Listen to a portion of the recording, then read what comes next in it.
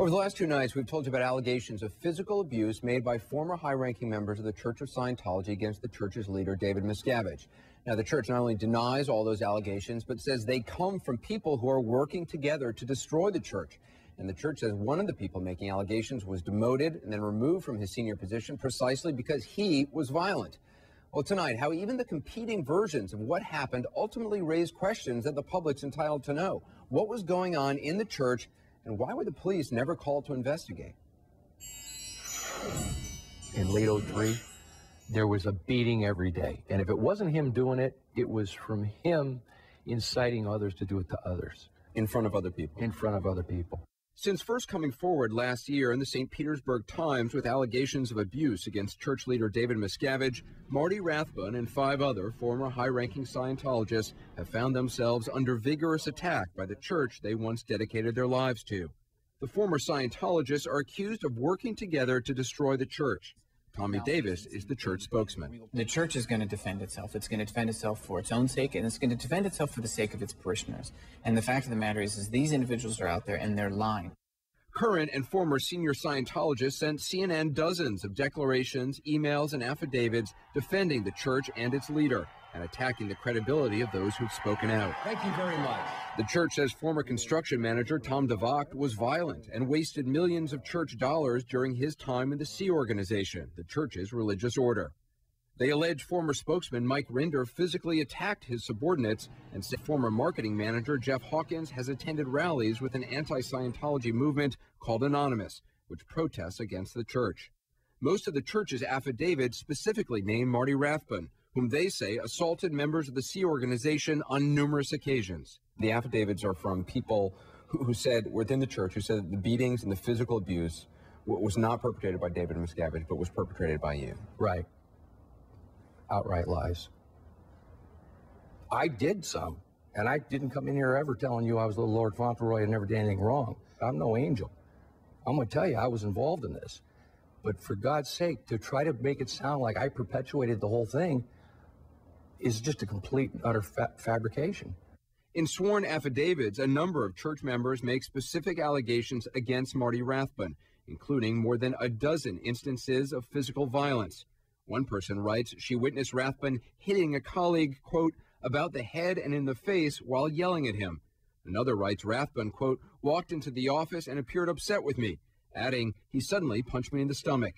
And his own ex-wife says Marty Rathbun lives for war. People, many of them who you know very well, they all say David Miscavige is kind. They say he's hardworking, that he's a passionate man who's done really nothing but good for the church. They will say anything they need to say, Anderson.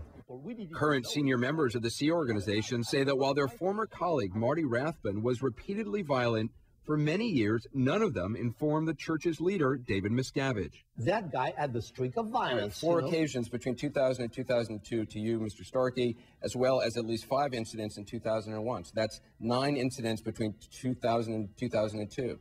Yeah, that's Marty Rathbun. Marty Rathbun is gone. When it was found out, he's out of the church. So no one can answer me why David Miscavige was not informed for several years. I absolutely can answer you. Mr. Miscavige was not there. He was not there, but there are telephones, you have fax machines, you have emails. Yeah, Why was he when not somebody informed? blows up like a Marty Rathbun or commits something, you don't immediately pick up the phone and call the leader of a worldwide religion. Well, you have 4 years to do it here. So no one over the course of 4 years informed David Miscavige that a high-ranking member of his church. No, we haven't. Plus, there's something you don't understand. You can Marty say yes Rathbun, and no. I'm just asking. Marty Rathbun was not in a top position when that happened at all. He was, and you know, he was a member of the Sea Organization. He was important enough to have an office next to you. Nobody informed David Miscavige this was going on. That's right. Here's the point: is that when Mr. Miscavige was informed, Marty was removed. That's what matters. There's no physical evidence proving the former Scientologist charges, just as the affidavits supporting Miscavige and attacking his critics also cannot be verified.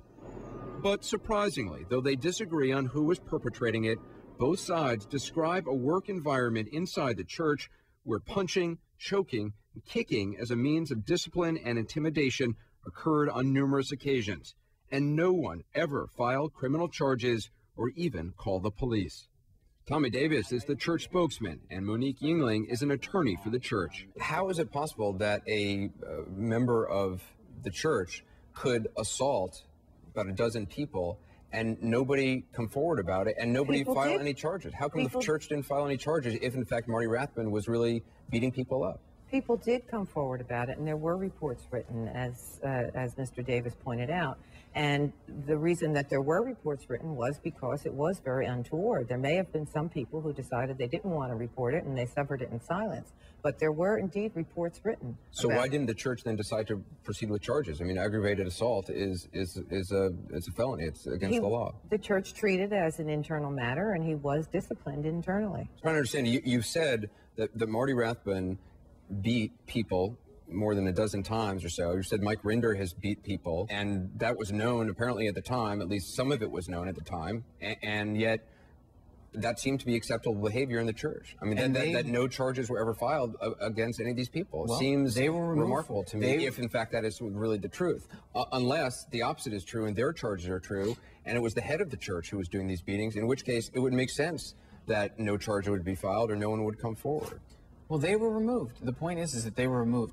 The choice of the individuals who were attacked on to whether to file charges or not was completely their choice. But if this is so abhorrent to Scientology's beliefs, beatings, why then it doesn't seem that it was taken all that seriously? Oh, it absolutely was. I think it was taken very, very seriously. I mean, if my boss is started to beat me up here, and the head of Time Warner said, oh, well, you know, we're going to deal with it as an internal matter, I mean, I think that would be pretty shocking. Here's the thing. The point is that when it was discovered, he was disciplined and he was removed. Well, David Miscavige, the chairman of the board of Scientology, rarely meets the media. He's not done a news interview since 1998. We've offered many times for Mr. Miscavige to appear on 360 for this series, but his spokesman, Tommy Davis, has declined for Mr. Miscavige. Our invitation is still open. We'd love to have him on the program. Tomorrow night on 360, what happens to those who leave the church and speak out? You can go to ac360.com to watch parts 1 and 2 of our investigation. Again, our series continues tomorrow and Friday night.